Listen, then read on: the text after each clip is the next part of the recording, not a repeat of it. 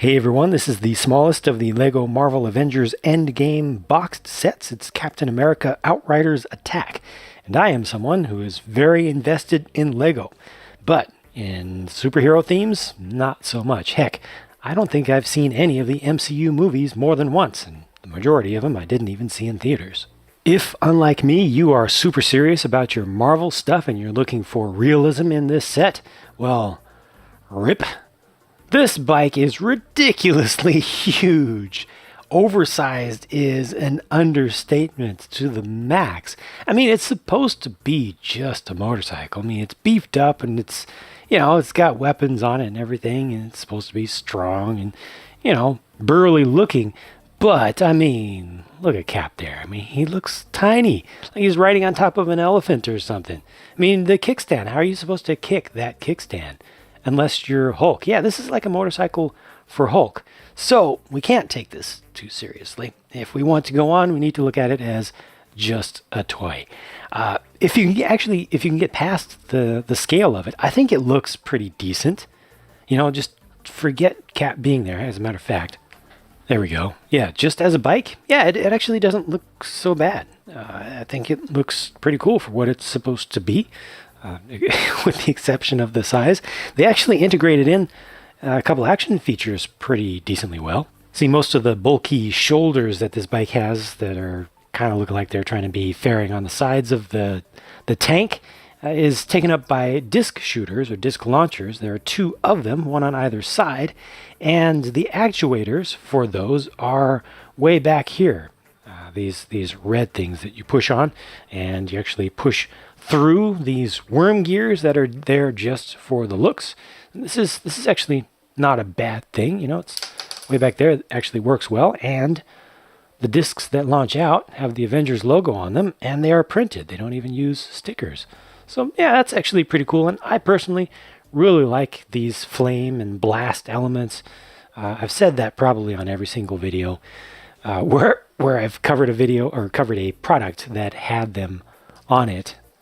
There are so many uses for them. I think that they're just really, really good to have. One of the better sets of new parts or classes of new parts that LEGO has come up with, I think, in recent years. And they've got them representing the muzzle flash up here on the front, and also showing some red hot bullets coming out, I think, is the general idea here. So that's good. And of course, you can just pop these off if you don't want to see them there. You can also pull out those half pins if you don't like the light gray look there. These can be angled up and down, but of course this doesn't actually do anything.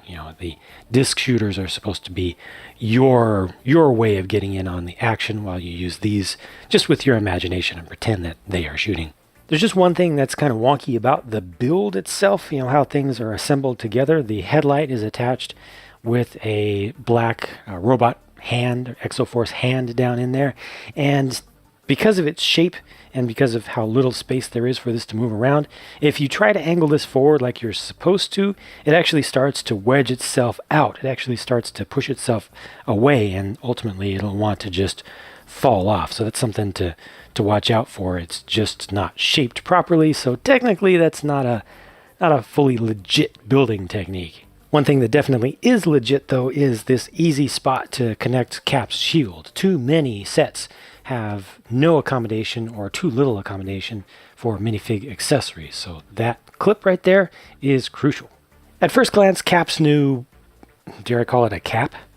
His headgear looks like the Ultron helmet. The upper part of an Ultron helmet also uses a very similar design to the Hero Factory minifigures that were done a while ago, but you can see that at the back it actually comes down all the way, gives full coverage. It's a fairly thick piece, which is just part of LEGO's own standards for durability, making sure that helmet pieces won't crack like they used to in the earliest days.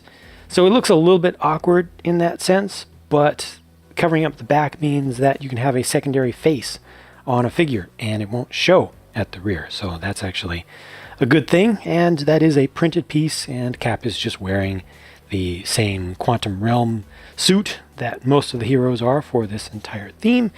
Taking this headgear off, unfortunately, Cap's face is practically white. I mean, it's just barely off-white. it doesn't really look like it has any warmth to it at all, unless you really look carefully. It's supposed to be skin tone.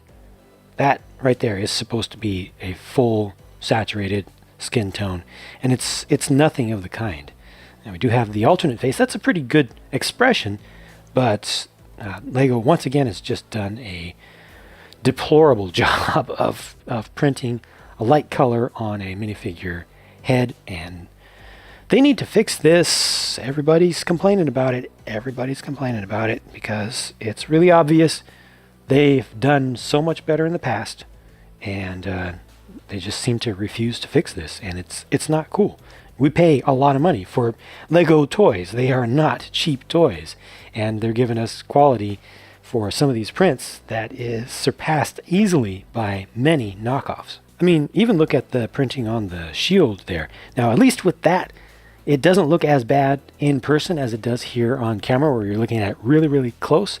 But as you do get closer to it, you can see that it's all offset, and it's not very smooth. Now, this Outrider attack set includes 3 Outriders, and only one of them looks like this, with the 2 arms. The gold claw hands also has the single-sided pauldron there, the shoulder armor piece, which is actually a gunmetal gray part. You may see some of the metal flake in it. I think that these Outriders themselves generally look pretty good, but I prefer the general versions. Those are the 6 armed ones.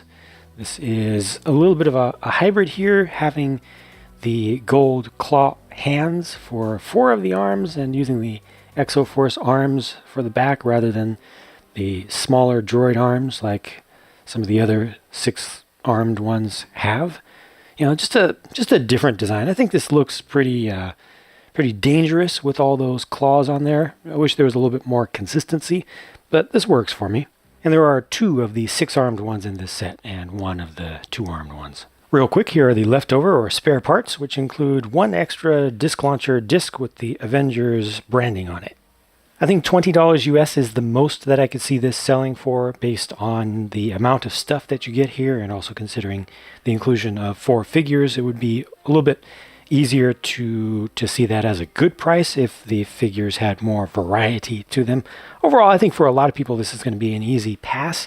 It comes with Captain America. I think the most interesting thing in this set is the Captain America cap, his headgear there.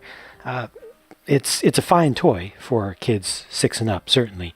Having a big old motorcycle will be fun for many, but for folks who are a little bit more serious, probably the huge size of the motorcycle will seem silly. The inclusion of 3 Outriders will seem like just, like Green Army Man, just throw away.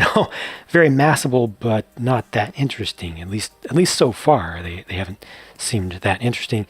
And the fact that Cap does not look like he does on the box at all. He doesn't have a skin tone. He just has a pale zombie blankness is really unfortunate. So yeah, no major interest from me here. No redeeming qualities, if you ask me. I think it's a fine toy. Well, it's an okay toy, but just not a great set overall. A little $5 Cap motorcycle poly bag is probably a better idea. Just one person's opinions, though. Feel free to disagree. If you want to check out the build for this, I did cover that over on my build channel. I will give you a link and talk to you again soon.